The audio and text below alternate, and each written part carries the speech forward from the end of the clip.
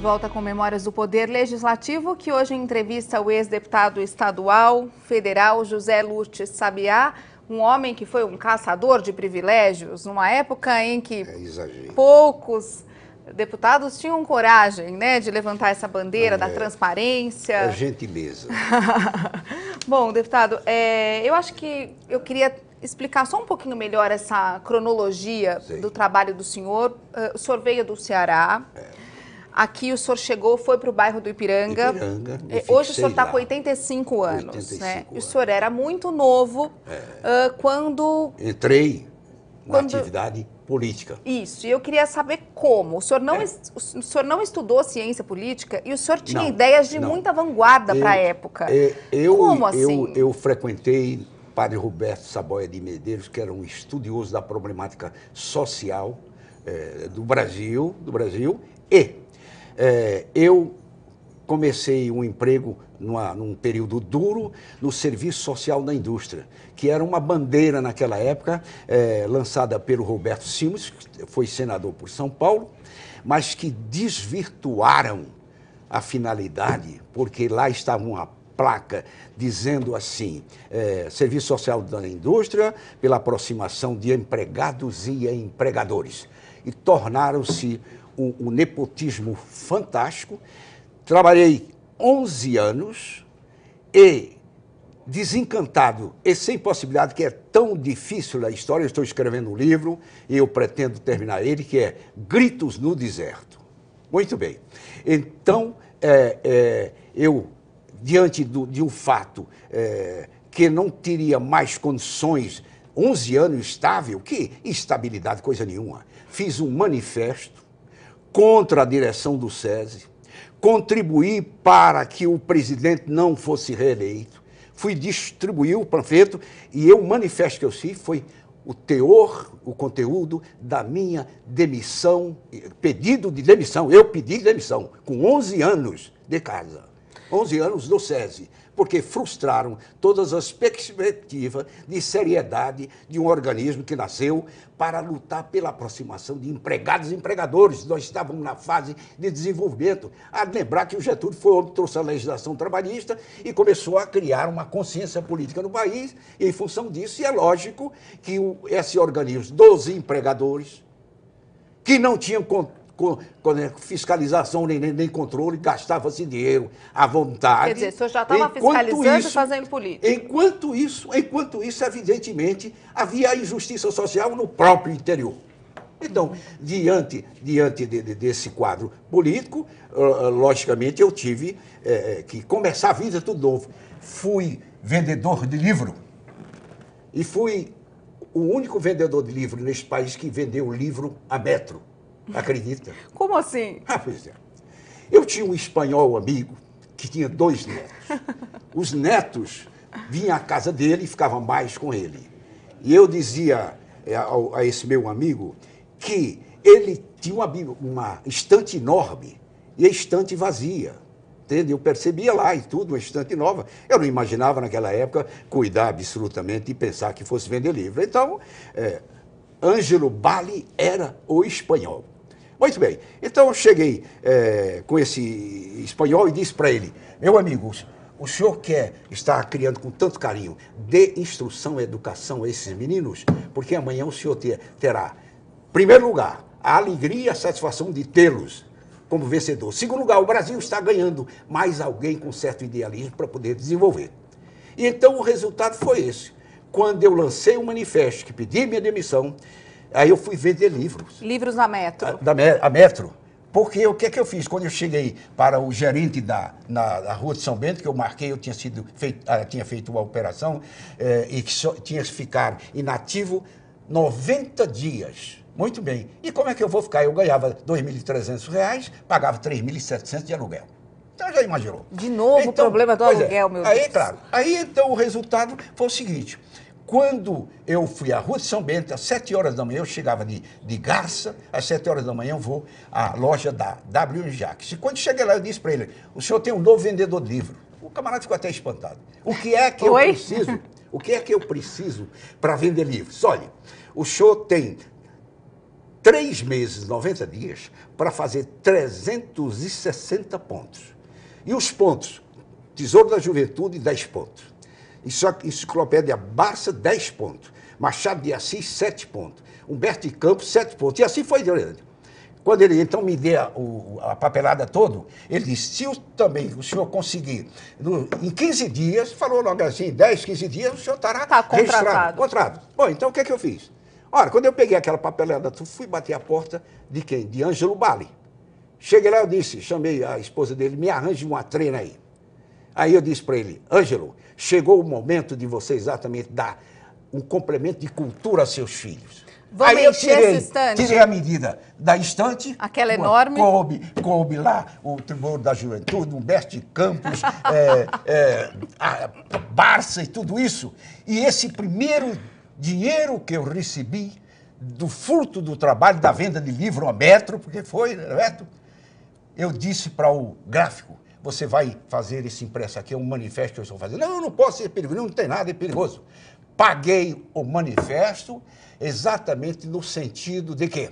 De que teria que parar esse processo de nepotismo, de empreguismo, de tudo isso, e que tomasse o rumo que tivesse, mas lá eu não queria mais participar. Ah, é claro que com aquele gesto, aí surgiu o quê? Já naquele período, ocorreu algumas manobras lá da Tupi, findaram me afastando da Tupi, que eu não era empregado da Tupi. Eu fazia um trabalho. Aí, por problemas políticos lá deles, que tinham 5 ou 6 candidatos, eu fiquei afastado e fiquei sem meios de me comunicar. Porque o que havia comunicado com o Jânio, quando mandou uma carta para ir... E essa proximidade com o Jânio? Conta mais pra gente. Com o Jânio, tornou-se uma convivência. Foi uma convivência. Uma convivência com o Jânio, porque eu não tinha pretensão nenhuma de empregos públicos, nem de vantagem. Ele não iria impor a mim, como de fato ele tinha um sistema autoritário, e comigo não tinha isso. Ele era meu, eu a considerava o seguinte, Jânio não tinha amigo, mas era um homem sério, obstinado, e eu segui os seus passos já desde 1954, porque ele me obrigou praticamente a ser candidato a deputado estadual. E eu fui o mais votado do Ipiranga, já em 54, sem ser conhecido. Pois bem, me deram aquela votação. Aí continuou. Quando chegou em 52, que São Paulo recebeu a autonomia, é claro que o Jânio, deputado estadual, de uma luta intensa, autêntico, morava numa casa simples lá na Sinibu, Dona Eloá, com quem a gente vivia, a Dice Maria Quadro era uma garotinha, tudo isso. E então eu fui acompanhar o Jânio, já antes da eleição de 22 de março. 1 milhão, um tostão contra 1 milhão.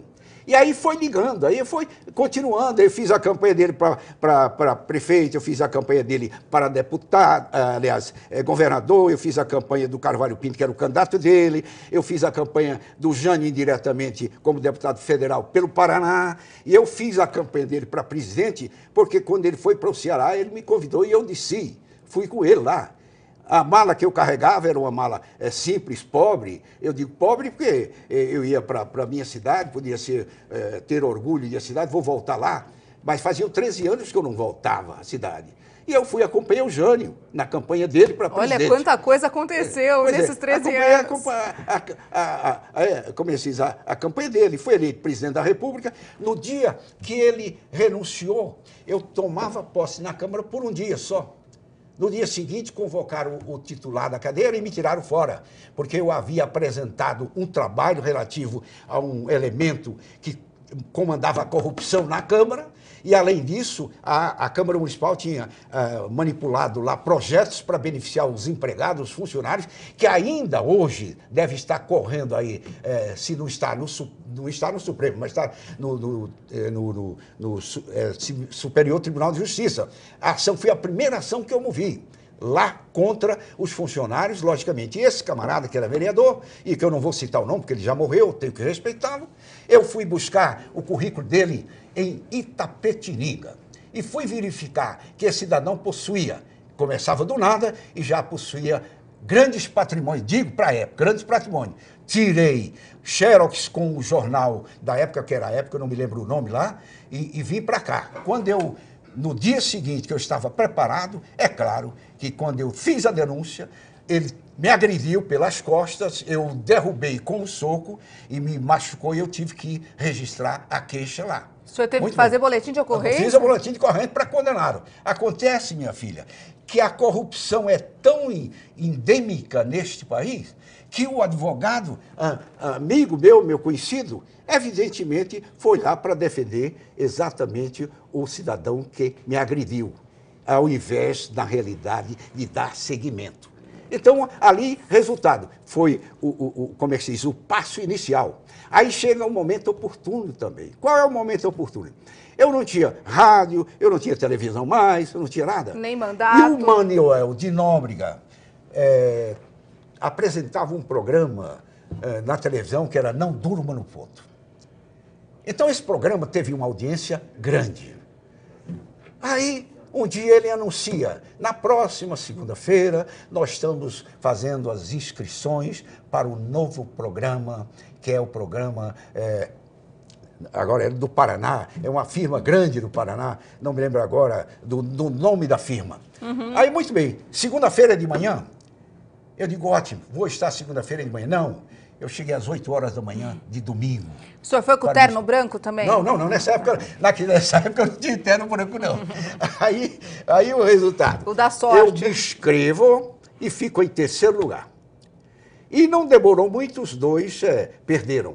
E quando eu assumi o programa, foi uma coisa fantástica, porque o pessoal imaginava que eu não tivesse traquejo, alguma coisa, e talvez imagine. Então, o programa, como a televisão era paulista... É que é tão diferente do que o senhor estava fazendo. Pois é, aí é claro que a coisa subiu de tal ordem que ficou uma audiência fantástica.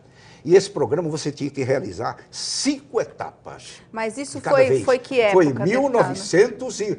É lógico que foi antes da eleição, foi na eleição de vereador. Foi eleição antes de vereador. vir para cá, Mas então. eles não permitiam publicidade nem nada. Quando eu fiz o programa, que chegou a uma certa altura, eu disse para o Nóbrega, eu digo, Nóbrega, eu não vou poder continuar no programa porque vocês não fazem nenhuma divulgação de que sou candidato nem nada. A cédula não era única. Você teria que fazer o impresso tudo. Como é que eu iria chegar ao eleitorado?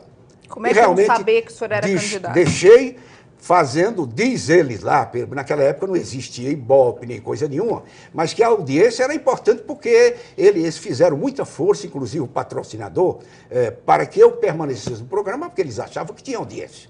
Aí eu fui cuidar da minha vida e disputar a eleição. Foi aí quando eu cheguei à suplência. E foi aí quando eu disse... O povo me conhece, quer dizer, eu não conheço parte do meu bairro, Piranga não elege ninguém, não temos voto distrital. Foi que eu caminhei para deputado estadual. E como é que foi chegar aqui defendendo o voto distrital que se discute até hoje, transparência, fim dos privilégios? Não, peraí, o senhor conta no próximo bloco de novo, peraí. A gente volta já, não sai daí.